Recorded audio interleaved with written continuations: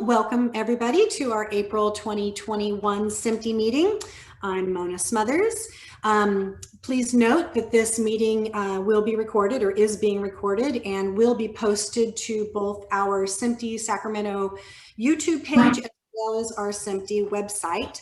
So at this time, if you could go ahead and mute yourself, we would appreciate that. So this month, we are excited to do something a little different. We reached out to some of the prominent folks in the local Sacramento, Grass Valley area and asked them to share with our section what's going on in the business right now.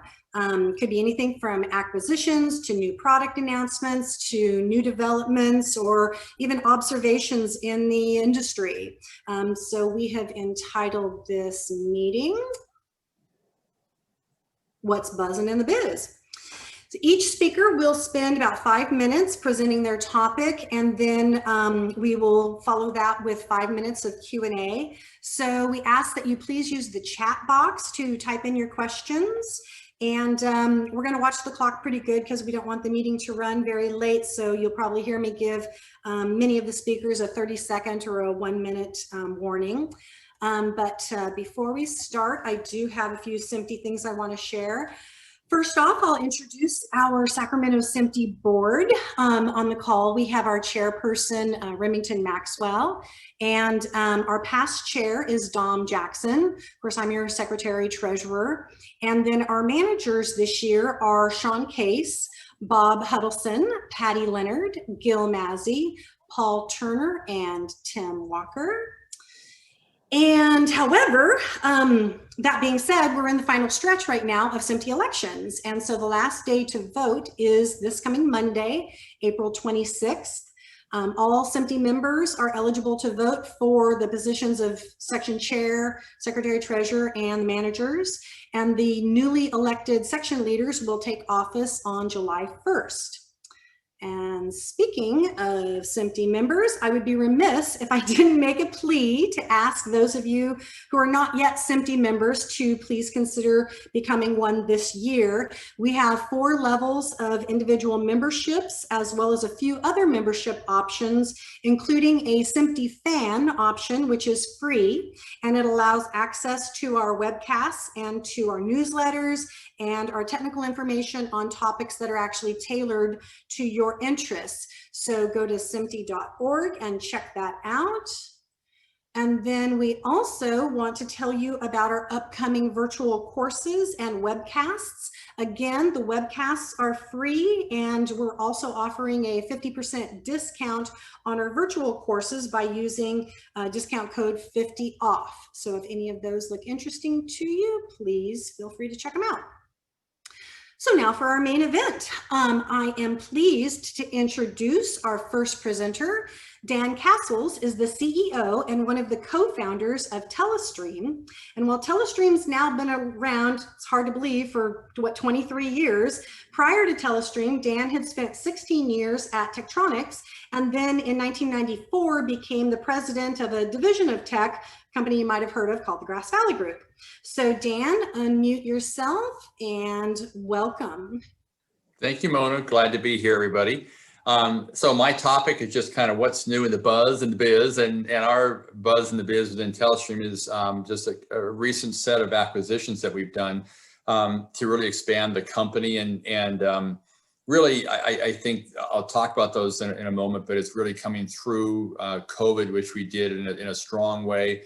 And you know, there are always some opportunities there, and so we took advantage of some opportunities that came by in terms of some companies really looking to attach to something, if you will. So we did 3 acquisitions in the last 5 months. The first was what many of you would know as Front Porch Digital. They were called Echo Digital. Front Porch was acquired by Oracle in 2014, and then they, you know, you could say they spun them out in 2019. I'd say kick to the curb might be a better term, being candid in this. Good technology, 20 plus years in the industry, but they'd really gone through the ringer at Oracle. And so we did that deal. We had been a long partner for probably 20 years with Front Porch. So I just know it's Front Porch, not Echo. And the team that had kind of spun them out of Oracle wasn't a video-centric team. It was just some deal makers. So they're very happy to find, a home and love from a company that has been in the industry and respects what they do. And so that's gone really, really seamlessly. And then, interestingly enough, their largest competitor was a company called Mastech, and we acquired them about 3 months ago, actually 2 months ago. And Mastech is, many of you know this company. Again, they've been toe-to-toe with Front Porch Digital for years in the content storage, kind of archival sector. And again, a space known to us. We have some employees that used to work there years ago. Depends on when you kind of worked there or how you knew them to know they've had an interesting past. And so we did that deal, again, about 40 days ago. It brought us to having quite a presence in Romania, which is a new thing for us. One of the things that's just of interest for doing a deal in COVID, we have a development team in Romania and some other employees because we're told we do. We have never been there. It's all this COVID, you don't travel. It's just, if you say so, we can use Google Maps and yep, there's a facility, it has the address, and I guess this is all true. So it's really a unique environment for doing some of this, especially when they've been so internationally focused to say, okay, okay, I'm sure all this is true. So they came on board. It's a lot more integration work. They were heavier in the headcount than Echo was.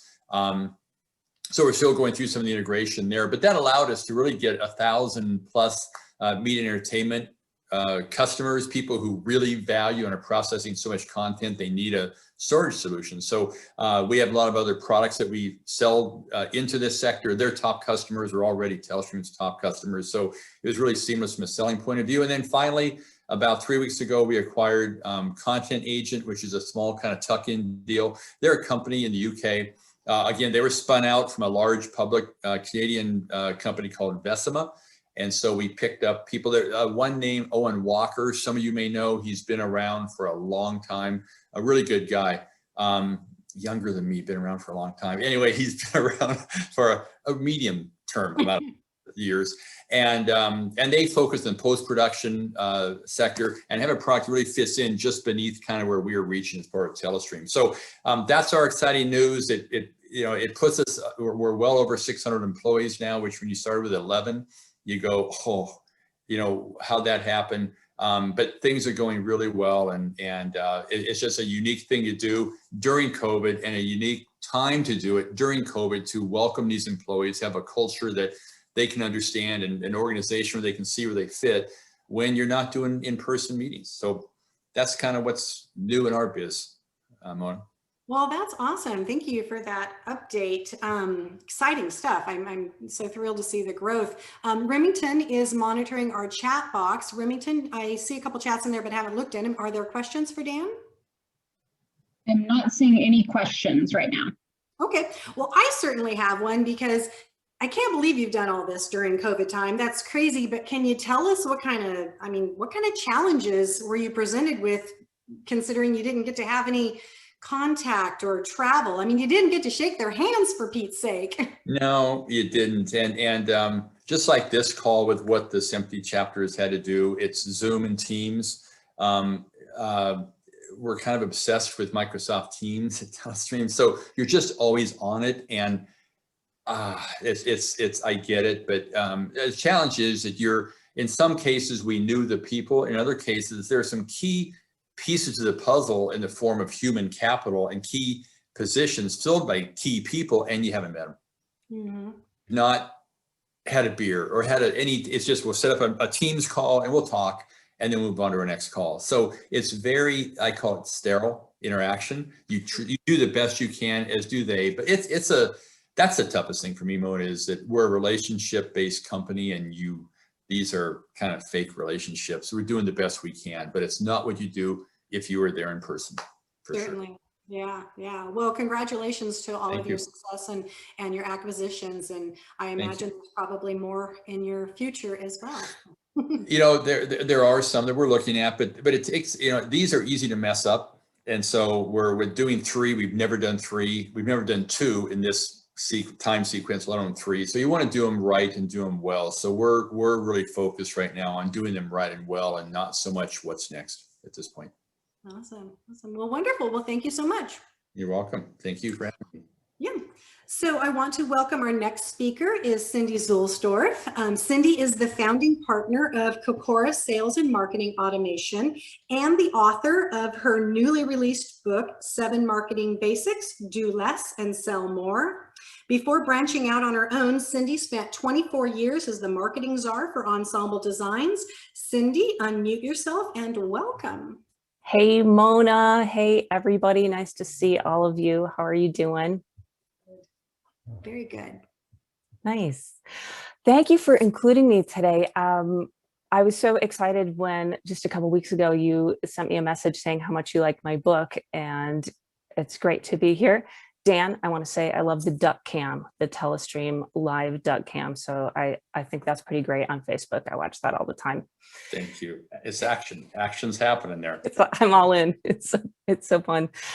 So some of the companies we get to work with are companies that you guys know and maybe are your customers and you work with. So Vidovation, Emotion Systems, NAB itself, we do work with NAB, Leader Electronics, DECTEC, D2D. Today was a super fun day for me.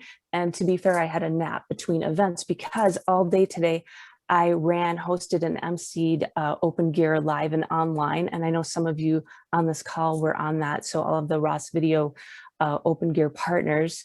So those are the kinds of things we're doing, and we work, I have a little team, so that's why I said we're working primarily in the broadcast media space, which is great. And there's 2 kinds of people that we're generally working with. And so either it's CEOs and technical people who are in charge of the sales and marketing at a company, but they don't want to do it because they have better things to do, like work with customers, write code, invent products, build product, that kind of thing.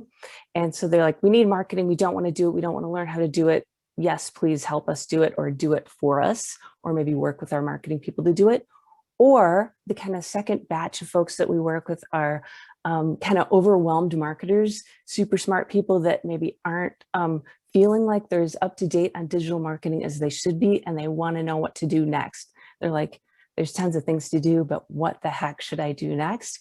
And so those are the kind of 2 batches that we work with.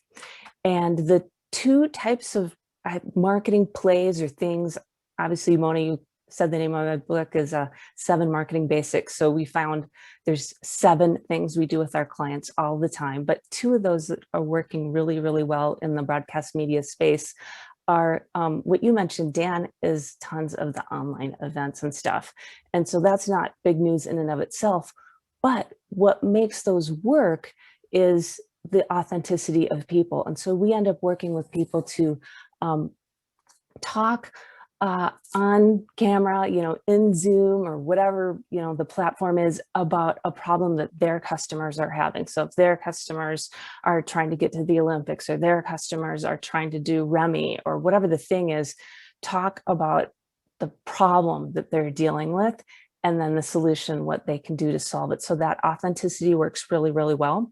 And then, of course, putting some marketing automation behind some of the bits and pieces around that. So maybe SMS reminders right before it happens, automated follow-up. Hey, glad you could join us. Here's a little bit more info, that extra bonus info I promised. Sorry you couldn't make it. I know you registered, but we didn't see you. So here's that little bit of info. So kind of really basic if-then logic. If they came, we sent them this. If they registered and didn't come, we send them this. If they didn't register at all, we do something else. So putting kind of the automation that we use in broadcast media anyway into our marketing. Like, we all know that automation works great in broadcast, but also putting it into the marketing. The second thing that works well is something everybody knows about in this group so well, and that's white papers and guides. But instead of just publishing them and throwing them out on the website for all to see, which is a good thing, we want all to see, also have some really thoughtful follow-up around can you take excerpts of that white paper or guide, make it conversational, send it out, and ask the person to take the next step in the buying process? Is the next step that they get an SDK? Is the next step that they get a quote? What is it? And help them do that. So those are the things that we're doing with companies. And Mona, you're so nice to mention my book, and I'll throw the link. I just threw the link for my book and my 2 websites into the chat there, just so you can see.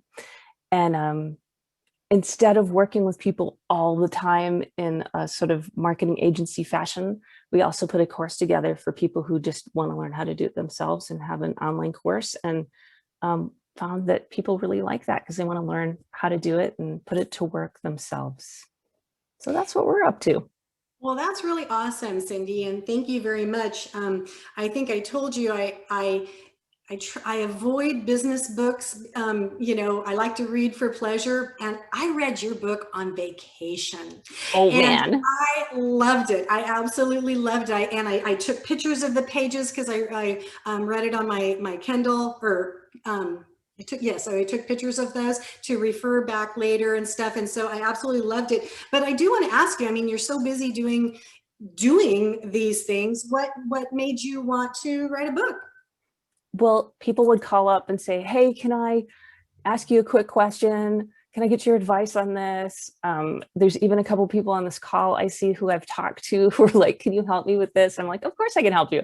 And so we just chat and stuff. And I thought, oh my gosh, I should really write this down and put a course together so that people can take it and apply it themselves and learn it and use it themselves. So I'm really just taking the things that we're doing for our clients and saying, here, you can do this too. Here's how you can do it. So I just want to share that and just be of service and put it out there. And it's cool. It's been really great. That's yeah, thank you. One of the things I loved about it too is knowing that a friend wrote that book is I heard your voice as I was reading it in my head. And so that just made it all the more personal and wonderful. Oh, you're so nice. And it made #1 on Amazon's list for small business marketing. So I was like super honored. That meant all of you guys out there made that happen. And so that was awesome. And Mona, somebody else said that to me too. It felt like I was reading to them. But did you have a big takeaway? Can I just ask, like, what was important? Like, what did you grab that you could use? I'm curious. Yes, as most people know, my day job is I'm a salesperson, and so I'm marketing products all the time. And I do a lot of marketing outreach. And sometimes you send it out there and you don't get any response, and you go, okay, well, I guess no one cared. And the thing that you said is it's okay to then take pieces of what you've already sent and kind of send it out in it with a new face to it, or a new spin to it. And that was kind of eye-opening for me, you know, that I can, you know, reuse some of the stuff that I've already said. And really, when you think about it, you know, people aren't going to remember everything you say, you know, or everything you've sent them. And so it's a good reminder for them too. It's like, oh yeah, that's right, Mona has that product available. And so that was probably my biggest takeaway, but there were many. Nice. Oh, thank you for sharing that with me. I appreciate that so much. Thank you. Absolutely. And Remington, I don't know, I don't see any chats. Are there any other questions in the chat box? No, I don't see any. Nope. Okay. Well, then let's move up. Next, we have Matt Leto. Matt is the hardware engineering manager for Barco's immersive experience. He's been with Barco for 17 years, but was with Folsom Research, a company that Barco acquired about 2 years prior to that. Matt is also an advisor for Sac State's computer engineering program. So Matt, welcome, and you have the stage. Thank you, Mona. And thank you for inviting Barco to the table tonight. We're always a bit of the odd man out since most of the SMPTE companies are up the Grass Valley area. So I'm going to bore you all with a couple slides, but I promise they're not bad.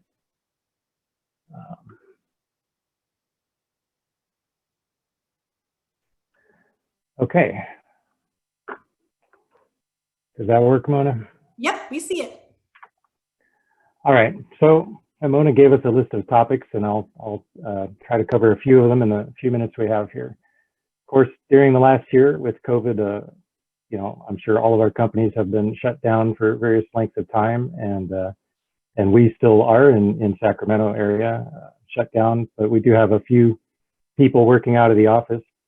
we took an opportunity while the office was shut down to realize that we had more space than we needed and to move buildings. And that has been happening since the early fall and is nearing completion. We're probably not going to get in April, but early May, we should be moving into our new facility. So just for some geographical reference, we're in Rancho Cordova between Zinfandel and Sunrise off 50.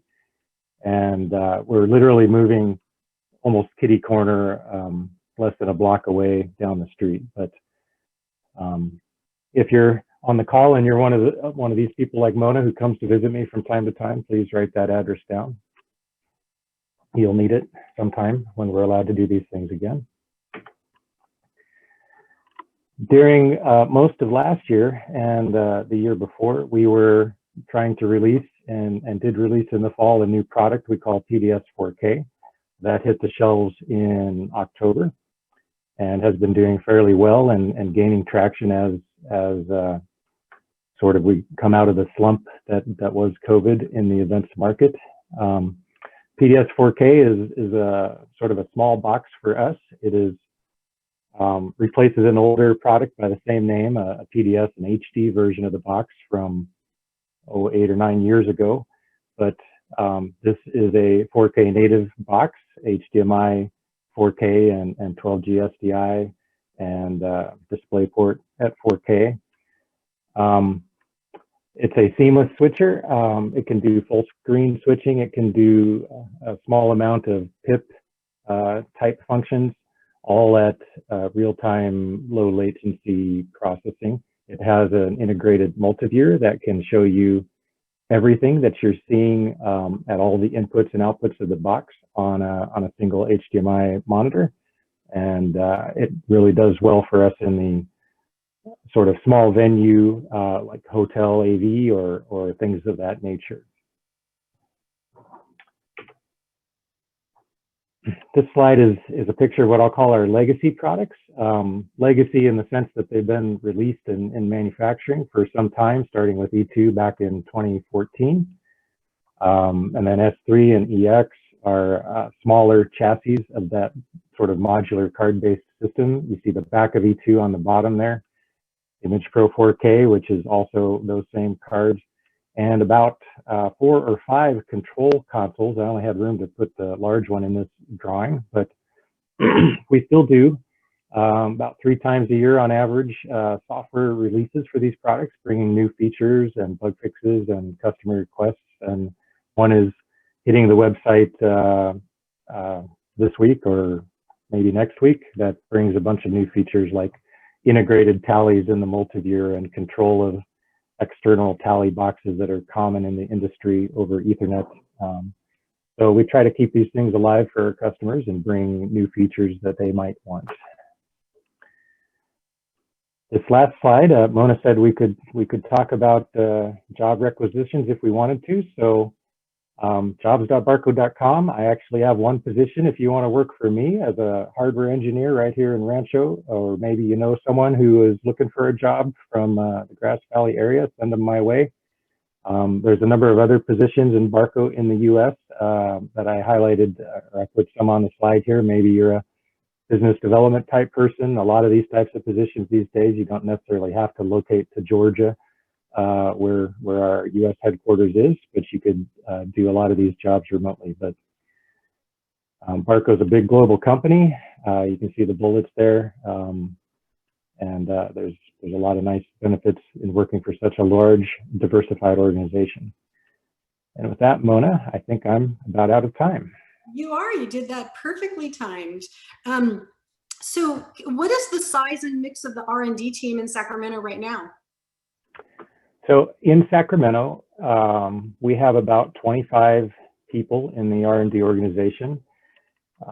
7 of those are what I would call hardware engineers, either board design, electronics, or FPGA design, digital logic design.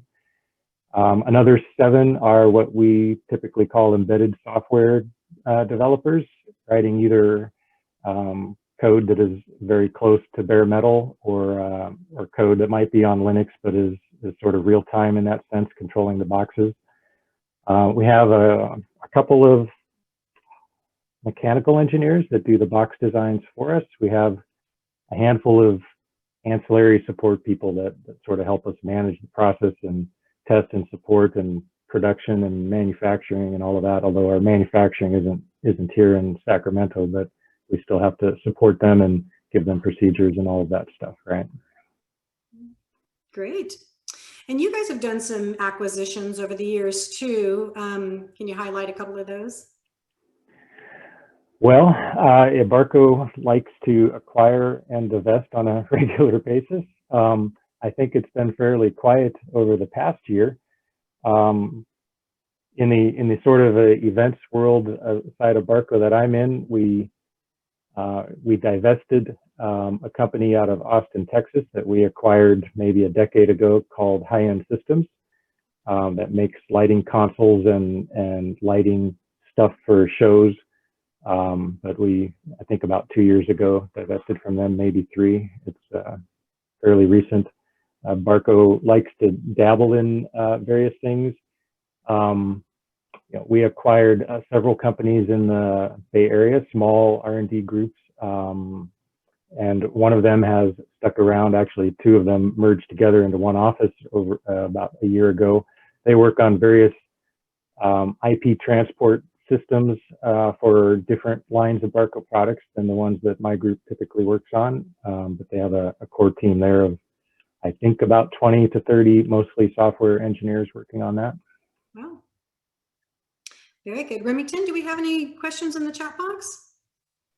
No questions. Okay, well, at the end, if anybody thinks of any questions for any of the speakers, feel free to go ahead and put them in the chat box, or maybe at the end, we'll just have you open up, unmute yourself and ask them live. But for now, we'll say thank you very much, Matt. Appreciate it. And now I will introduce our next speaker, which is Steve Hollyhead from AJA Video. Steve is one of AJA's senior product managers, and he has been in the industry for well over 30 years, doing everything from producing and editing to being a technology evangelist, workflow consultant, and technical operations, working for companies like Avid Technology and Fox Broadcasting, among others. Steve, thank you for joining us, and you can unmute yourself and take it away. Great, thank you so much. All right, so I'm going to go ahead and share my screen here, and hopefully what we will see in just a second is my presentation. So do you see my name and the AJA logo there? It's coming up now. Yes, we do. Okay, perfect. All right then. So as Mona said, I'm Steve Holyhead, Senior Product Manager at AJA. So what are we going to talk about today? Well, we've heard a bit about the kerfuffle we've had with the pandemic, and of course that has set up a bunch of questions in the industry. A lot of them from editors, graphic artists, audio mixers, visual effects people, about how they can easily monitor high quality 4K video from a Mac or a PC, and in a variety of different environments. So AJA's answer to that is the new Ttap Pro, which is a compact Thunderbolt 3 audio and video monitoring device that you can hook up to those Thunderbolt 3 host computers. It's compact, so it's 5 inches by 5 inches by about 1 inch deep. So you can literally throw it in a laptop bag or stuff it behind a monitor, whatever you need to do. On the front here, we kept it nice and simple. We have just a single headphone monitor jack there. So if you are working from home, you can do that. There's some confidence level monitoring, and then an easy to reach volume knob on the front there as well. On the back, apart from the power and the single Thunderbolt 3 connection to the host, you've got HDMI 2.0 out and 12 GSDI output as well, simultaneously. Now, due to the wide adoption of Thunderbolt 3 and desktop software, AJA desktop software, Ttap Pro is compatible with a wide range of host system architectures from, Mac desktop to iMacs to Mac minis and Mac laptops. And of course, on the Windows side, big beefy desktop machines, minis and laptops there too. So what does this really look like when you put it all together? Well, here's a little sort of cabling or workflow diagram. And on the left-hand side here, you've got your host system, whatever it might be, running your primary professional video or audio application. And that's delivering to the Ttap Pro over Thunderbolt 3. And here in this example, we're showing a reference monitor via HDMI here, and then also delivering 12G SDI out to, in this case, a recorder, but it could be an encoding device for streaming. It could be a router, something of that nature. Now, audio-wise, Ttap Pro also supports 16 channels of SDI embedded audio, 8 channels of HDMI embedded audio, or as we mentioned earlier, the dual channel monitoring out of the front of the box too. Now, Ttap Pro takes advantage of the free software that we ship with all of our Kona IO and Ttap devices. And in AJA control panel, there's actually a virtual audio mixer. Now, what's kind of cool about that is that you can be bringing in not just the audio from your professional playback software or editorial software or effects software, but you can also be mixing in things like USB audio, system sounds, or even maybe the audio from a Zoom call or something like that. And really where the power comes in for the smaller operator is if you are running a show or a presentation and you need to play back some material that's pre-recorded or do some off-the-cuff voiceover or bring in a contribution from a caller or something like that. You can literally do it all, with a single piece of hardware and single piece of software.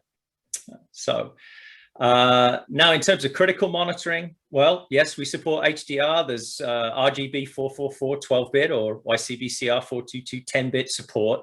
And that gives us coverage across HLG, HDR10, and with the right software, Dolby Vision support as well. And that HDR signaling is supported simultaneously over the SDI and the HDMI. Another key feature that we were asked for was completely silent operation. So that translates, of course, into being able to use it in multiple different environments. So, in a post-production suite or a mastering suite where there's a client in the room, maybe in an audio mixing or recording environment, in a live event situation, or even on set where, absolutely need to be as quiet as possible. Plenty of application compatibility right out of the box with Apple, Adobe, and Avid applications, and many more as developers bring on additional support. And at $795, my market research tells me that you cannot get another Thunderbolt 3 device to monitor 12G SDI and HDMI 2.0 for that value. So we feel pretty good about that. Plenty of more material on aja.com, as well as a sweet little video that you could watch if you wanted to.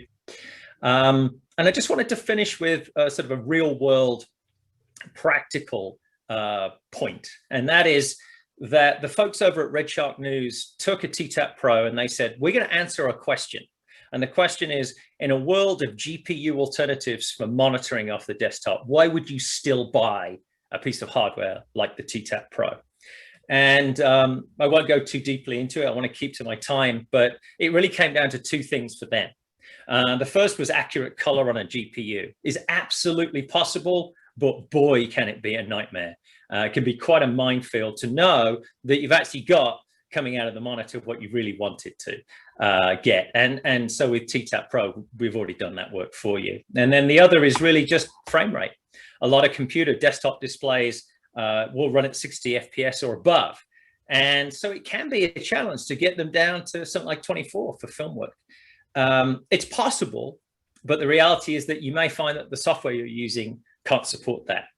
So there are some really good reasons: 12-bit, accurate color, and proper frame rate support for your work. And so with that, without any further ado, I'll hand it back over and thank you all for your time. And if there are any questions, I'll be happy to take them on. Thank you, Steve. Thanks very much. Remington, are there any questions or comments in the chat box? Yes, we did have a question. So it is, everyone asked how COVID has affected your business. How do you think the eventual end of this crisis, at least when or if the US part of the pandemic is mitigated by herd immunity, will affect your business? Well, you know, I would say very similar to a lot of the other folks who've mentioned the fact that we can get back in front of our customers. You know, everything about the situation is doable, right? With we also have a love affair with Teams as well at AJA, Dan. So right with you there. It's all doable, but yeah, I mean, even things like gathering customer feedback, it just takes extra cycles, I find, right? Whereas if I'm in the room with someone, we kind of get each other right away. Over email and via Teams, it might take one or two swipes at that. So I think what we'll see is a little bit more rapidity in how we can actually deal with bringing feature requests and new products to market. Yeah, in the meantime, we'll keep doing what we can remotely. But we do look forward to getting back in front of the customers for sure. Yeah, excellent. Well, thanks for the introduction to Ttap Pro. I sure hope you sell a lot of them. You did mention compatibility with, you know, some of the well-known NLEs, Adobe, Apple, Avid. Are there other applications that you can use Ttap Pro? Yeah. So I kind of anticipated that. So what's very interesting is that we do supply out of the box support for kind of the main NLEs like Apple and Avid and Adobe. But what we also have is an extremely strong developer program. And so, you know, as I scroll through this list here, you can see that, you know, we have tremendous support across a range of applications. And Ttap Pro is now coming on. We just started shipping Ttap Pro at the beginning of the year.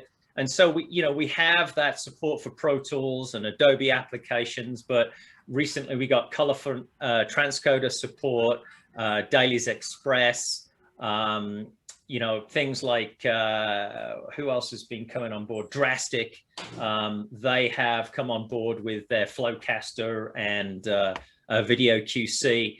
But courtesy of the developer program, you know, we have a bunch of units out with those developers now. So we'll start to see other effects and streaming and QC and you name it, applications coming online as those developers finish up their work with Ttap Pro. Yeah. Fantastic. Cool. Well, thank you very much. Thank you. So our next speaker is Ramona Howard. Ramona is the Executive Director of the Nevada County Digital Media Center.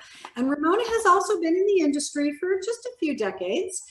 She's had her hands and lent her expertise into more projects than I could possibly begin to list. From providing technical solutions to production and post workflows, to her work now providing a community hub for all things video and film. Ramona is a get her done powerhouse, and so click that unmute button, Ramona, and welcome to the show. Thank you. It's kind of weird because my name is Ramona. I went by Mona, so it's kind of just really weird to talk to another Mona. First, thank you. It's been a long time between sitting in SMPTE meetings and now. I would have never thought I would have been back in this world. I didn't move up to this area to do this. And I was kind of shocked that this area of all places didn't have a pretty strong production hub media center, you know, since we have our video background here. So coming on board, how do I take a struggling little lonely public access channel that we all never really like dealing with those people to turning it into something different? And that's what we've been doing for the past 4 years, was taking it and turning it into more of a center that our community can be proud of, and to hopefully engage the young people of our community. I mean, sure, we're for all ages, but anytime we can get a young person come in and get them enthusiastic about any aspect of media is pretty exciting. And that's really the heart of what I've done here, or what we've done here. So yes, we still do the public access stuff and all that comes with that, but we do so much more. So I'd like to share my screen and just show a few pictures for people that haven't been here. For those that did come over a year ago, we now have doors. So we're pretty excited about that. So let me share this. So we're tucked away up on Crown Point behind analog devices. This is our entrance to our building. So for those that come visiting, that's where you can find us. Let me see how I can advance this without, oh, there we go. And the concept was to build a hub that could do both production, provide a place for people to mingle, for people to collaborate on, have a heck of a party, you know, whatever it may be. So this is our lounge. And the concept was, let's make it a little boutique-y. Let's take some of those ideas of all the boutiques and cram them into one facility. We're currently occupying now 12,000 square feet of the bottom floor. So there's another 2,500 that we're probably not going to do anything with for a long time. We're all pretty tired. So anyway, our lounge, we have a nice little kitchenette area. So we provide a place for filming. We create a variety of in-house projects to teach our interns. And hey, we get some cool content out of it, but it's mostly for teaching. We built 4 private editing bays, 3 PCs, 1 Mac, and pick your poison. I don't care what you want to use. We're currently transitioning over to using DaVinci Resolve for a lot of our stuff, but I think this is a Premiere that he's using here. But anyway, 4 private editing bays. There's our Mac. We took one of the bays and added a bit of soundproofing, so now we can do some audio work in there, nice dead sound in there, and then our control room. So taking our video control room, and we're happy to say we now have 2 Wirecast systems in this control room, and we're getting ready to add a 3rd. So the idea was to be able to do multiple projects all at the same time, in a little bit of space that we have. So this is one of our young interns that had a pretty strong computer background. So we gave him a job and he was our engineer. He ran all our cabling for the place and whatnot. And hey, it worked. Wasn't so pretty, but it worked. And then we built about a 2,000 square foot studio space that we could hold events in, do presentations in. There's now a screen where that light is shining. So we did a wall mounted screen with some curtains, and we can put 125 seats in the studio. But it is a production studio. So there we didn't have the walls painted. And we decided not to do a psych on this build because I didn't want to give up the floor space. But we have a nice big production studio that we use for a variety of things. We have a small studio space that never got finished because of COVID. So we're building another room that's about this size. And when it's finished, all this gear will move into there and then we'll finish up this room. This was originally designed to allow musicians and those bigger audio projects to come in and use. So we got to finish the soundproofing in this room. This particular setup, we use a AJA Scion with a fixed lens and a nice teleprompter. So it's a really easy, people walk in and do their thing. This is the new space. This is what we've been working on for a long time.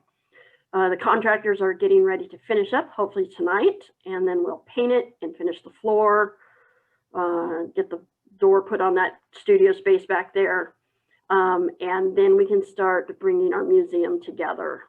So this is about 2,000, probably a little bit more, maybe about 2,300 square feet. that will house our new video tech museum / really cool meeting area. And then that room back there is where our new studio, small studio, is going to go for our gear that was in the other one. This is looking at it from the other side. So I'm going to stop my share because that was all my pictures. So at the heart of what we're trying to do is create a hub for bringing a bunch of people together so they can collaborate and learn from each other. And that's pretty much what we have to work with. And then, yeah, with the help of all the work that Gil and Patty and all the people over at Grass Valley have done on their museum, it'll be a great start to putting together a museum that we can all be proud of.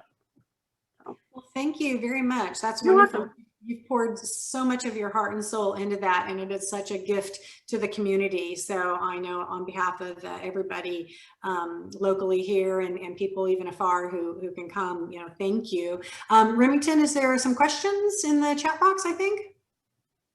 Yes, there are a few questions. So the first one is there were lots of comments about, what a great space it is and wanting to visit. So if someone did want to come visit, how could they do that? We are, hopefully, if COVID cooperates and we're able to bring the museum together quick enough, then we're hoping to have some sort of unveiling party, maybe late June, early July, right in that window. So as soon as we know for sure, we'll post something, and then hopefully it'll make all the places for you to find out. I mean, you can follow us on our website or our Facebook page to get that information. And then we'll do a bunch of virtual things after that. But yeah, we're ready to get together. Yeah, and we'll definitely, if you're on the SMPTE mailing list, we'll send out an invitation once we know. So make sure you're on the SMPTE mailing list. Let's see, next. Just reach out to me and I will add you to it. Yes. And I think there's more questions there, Remington. Yes, there are. Who are your clients in general? Are you still nonprofit? We are a nonprofit. We did bring on a pretty young, talented production team, but we picked those battles very carefully. Mostly we're doing production for like fellow nonprofits or, these like mini documentary kind of things. So on the other side of what we do, we're membership based. So those clients are really anybody in the community that needs a production facility.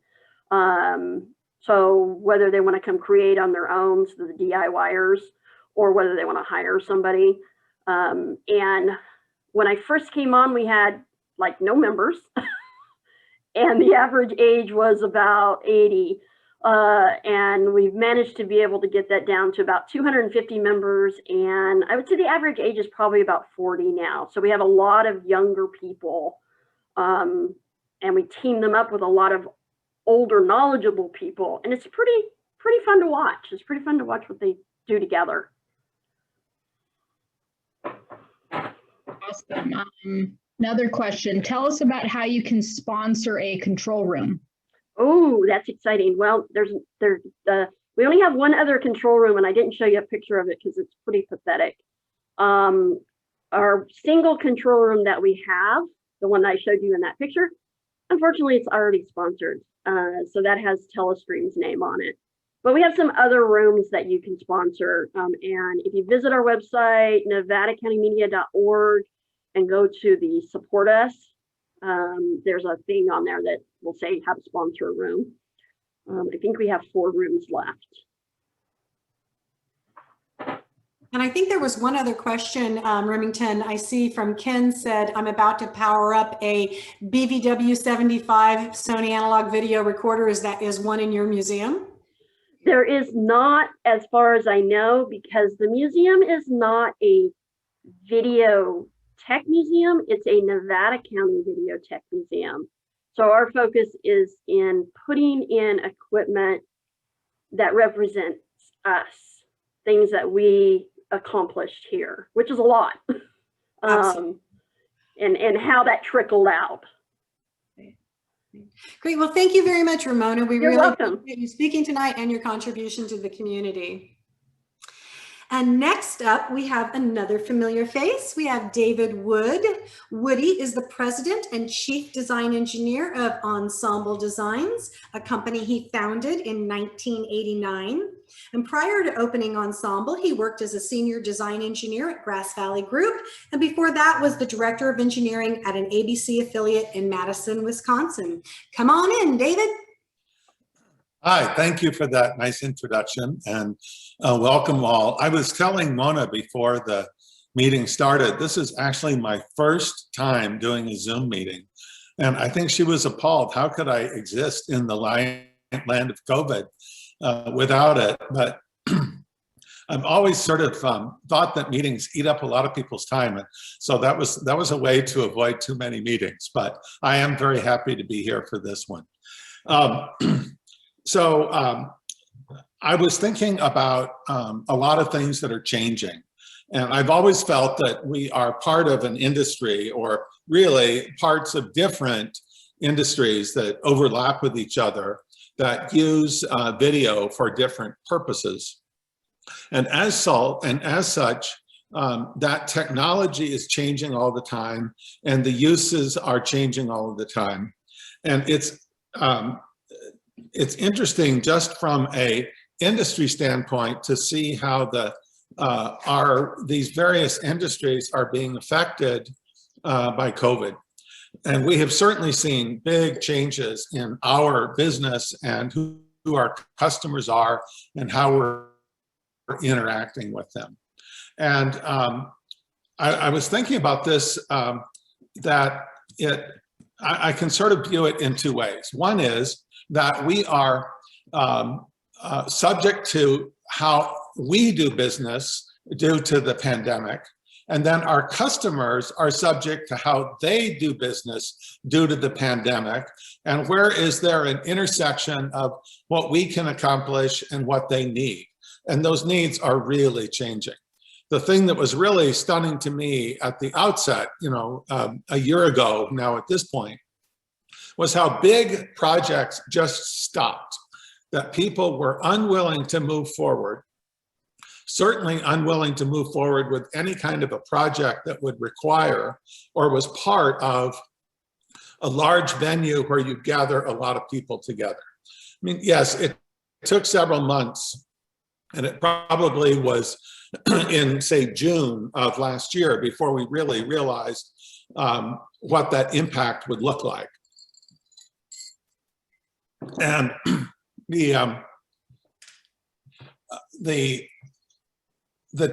some of those operators, I think, just stopped, that they were too nervous. But we had other customers that were racing to figure out how to keep doing business. And the work from home contingent, especially for broadcasters, really took off. And we make a number of products that are really useful and appropriate in that world, and can be used to deliver video of different sorts in a small environment, and a lot of things that are using streaming, at least, to connect back. And so we've been part of that in a number of really interesting applications. And one of the kind of fun things is we have learned confidentially the home addresses of a number of people that you see every night on television, because we've drop shipped gear directly to them and then supported them in service to help them hook it up, because they have no technical department at their beck and call to do it. So that part's been very interesting. Looking further down the road, one of the general questions that was posed for all of the speakers tonight is, what will the outcome be like? I don't suggest that I know what the answer to that is. I think that will be very difficult. As a longtime industry member and industry watcher, thought it was a fascinating piece of unsupported optimism a year ago plus, when NAB kept postponing any decision about what they would do with their show. That the timing could not have been worse for NAB to have this land right when people were making final arrangements to attend that were just attendees, and exhibitors were already deep into it. And then to have it pushed out yet again this year, I don't think people thought that was really going to have to happen. But I think it's going to take a long time for trade shows to recover. And I think it has, it's caused a lot of manufacturers. It certainly has affected us. And in discussions with other people, I hear the same thing. It makes us question whether a trade show is useful, because we've gotten along okay without it for the last 18 months. What will it look like going forward? And so the future is really tricky, and we have a lot of operational questions that people face right now, and still all of the same questions of formats and technology. However, we have been able to stay busy and to remain engaged with our customers. I'm really struck by how cooperative and hardworking our end users are, and how flexible they have been on their side, trying to get things to work. And I don't mean our products, but just the whole difficulty of working in this environment. So, you know, the old saying, may you live in interesting times. Well, we're in very interesting times. There's a lot of tragedy in it as well. People that this group knows have lost their lives in this pandemic. And so, you know, how it will all play out, we just don't know yet. But I've seen so many changes in this industry over the years. I know that it'll just keep rolling forward. And I feel optimistic about that. So there you go. Well, good. Thank you very much for sharing your insights and expertise on this. You know, I guess I just wonder what the future is. Is it 1 year? Is it 3 years? Is it 5 years? Is it 10 years? You know, and will there be, you know, an evolution of change, or, you know, is what we see in the next 3 years going to be what, you know, how we conduct our business going forward? What are your thoughts on that? Do you think there's incremental steps of change, or? Right. I think manufacturers will react quickly. I think a lot of customers will. So I think certain aspects will return to normal quickly. I think one of the big questions are going to be for corporate customers, because I think I have a friend who is in journalism. And I posed to him this question almost a year ago, maybe in June of last year, saying, I said, what do you think will be the longest impact of this on business and things in general? And he said, it will be real estate. That now he lives in New York City, and so he's very aware of how expensive commercial real estate is in the New York area, especially in Manhattan, and that people are going to rethink how they use real estate. And that will have a big impact on all of our corporate clients, because the way they use television is linked to where they are and how people interact. And so I think real estate will be the sort of hidden piece that will take a much longer term to play out. And it will be quite some time before we see how that shakes out. Yeah, I agree with you. Well, David, thank you very much. I really appreciate it. My pleasure. Thank you. And so last but certainly certainly not least, we welcome Chuck Meyer. Chuck is currently a technology fellow at Grass Valley, a role he has earned by dedicating the last 40 plus years designing and directing technology in the Grass Valley area, starting with Atari and throughout the entire acquisition evolution of Envision and Grass Valley Group. So Chuck, bring it on home for us. We're going to save the boring technical one for last. And true to form, this should not be product oriented at all. And maybe a few challenging thought things. This is recorded, so links and everything will be there. I've been, I don't know, changes and whatever else. This is like my 5th major technology paradigm shift. And I think the current one is a paradigm shift. And Woody touched on all the areas that are going to change. And I don't think any of us know exactly how they will. Back around 2014, people were talking to me at Grass Valley after Belden acquired Grass Valley. And they said, Chuck, how are you going to put a production switcher in the cloud? And I would go to them and I would ask them, I go, well, how big does it need to be? And it was a circular way to start the argument, because as we know as engineers, how big is the canvas you're going to let me paint on? And then I'll tell you what we want to do.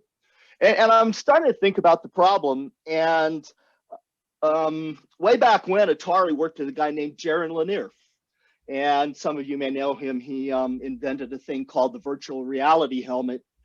He wasn't around to see it monetized as Oculus. I mean, he's still with us, but he moved on to other things. Anyway, the idea about the virtual reality helmet is you're in the helmet, right? Perception is what your reality is. One interesting thing we always get snagged up on, I think, and Arthur Clarke said this best, any sufficiently advanced technology, it's indistinguishable from magic, right? It really is. How does that damn thing work? Which brings me to this. I'm going to school, Nevada Union High School. It's all right down the hill from the Lytton building. And had some good friends who worked there, and we could go up during the lunch hour and we could play this game called Quack. It was in the Lytton building. There's a link here. You might want to watch it because it actually shows how Quack worked. And I never could figure it out until I saw the home game, and I realized there's no way that your home TV was made as smart as that box. So there had to be a trick. And if you look at the video as you watch through it, and it's a terrible video, but eventually you'll see that there's a halo on the duck. And you see it because of how the camera captured the recording of the video monitor, which is different than how we perceive it as a human being. Back to perception is reality. The halo is the light. And so what really happens when you pull the trigger on the gun is if you're pointed at the light, you shoot the duck. So really the duck is shooting you, not the other way around. It's like, look, it doesn't work the way you think it does, but it was so magic. It was cool. 1974, I was like a freshman in high school. So it's all about human factors, right? How can I make virtualized remote production work? Again, Woody just teed me up perfectly. He goes, I got people all over. How do I get them to work together? And the real issue is that when we do all this stuff in the web, we have to deal with causality. I can't change that. That's given. But what I can do is I can go review all the work that's been done. I picked Miller because it goes back to 1968, right? I mean, I was playing Little League in 1968.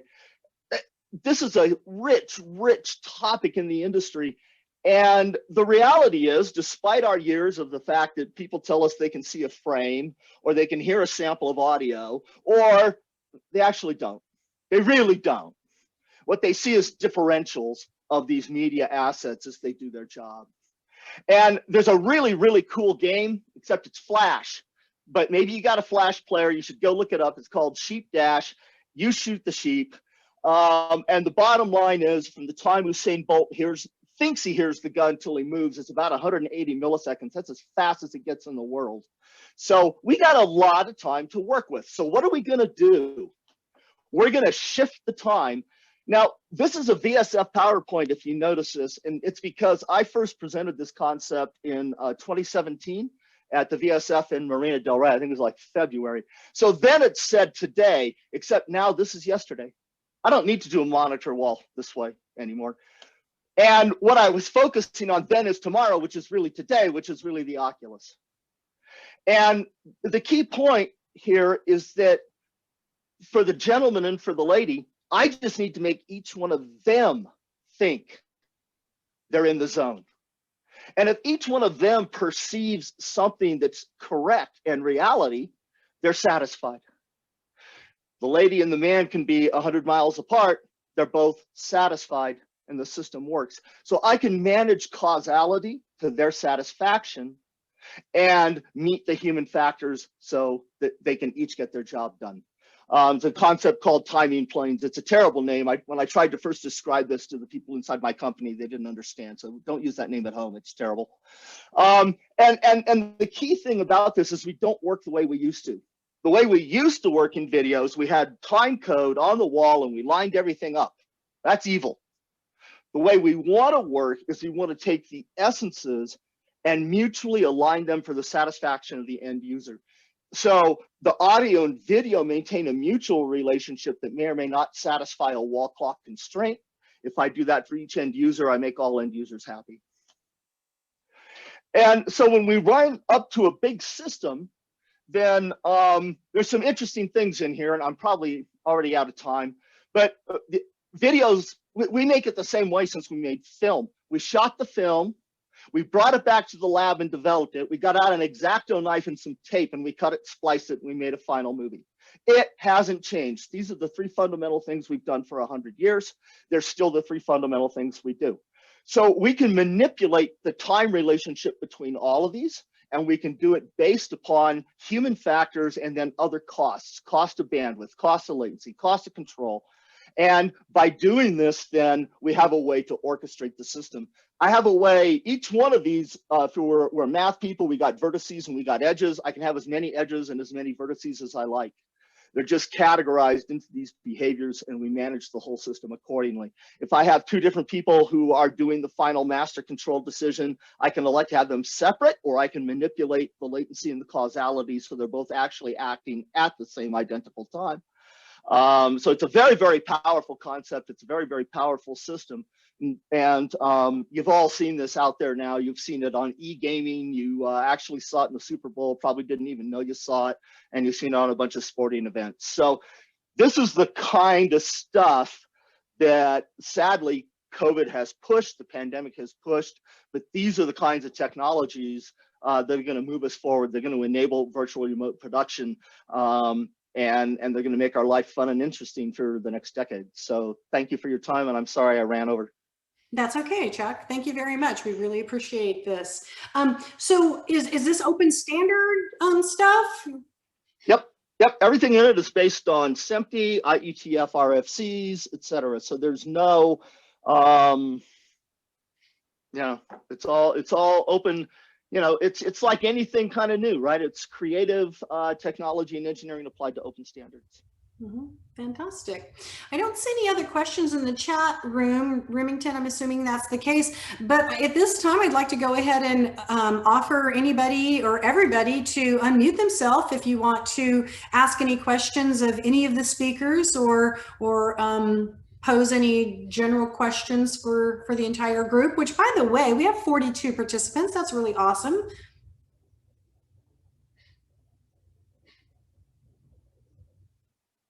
Don't everybody jump in at once.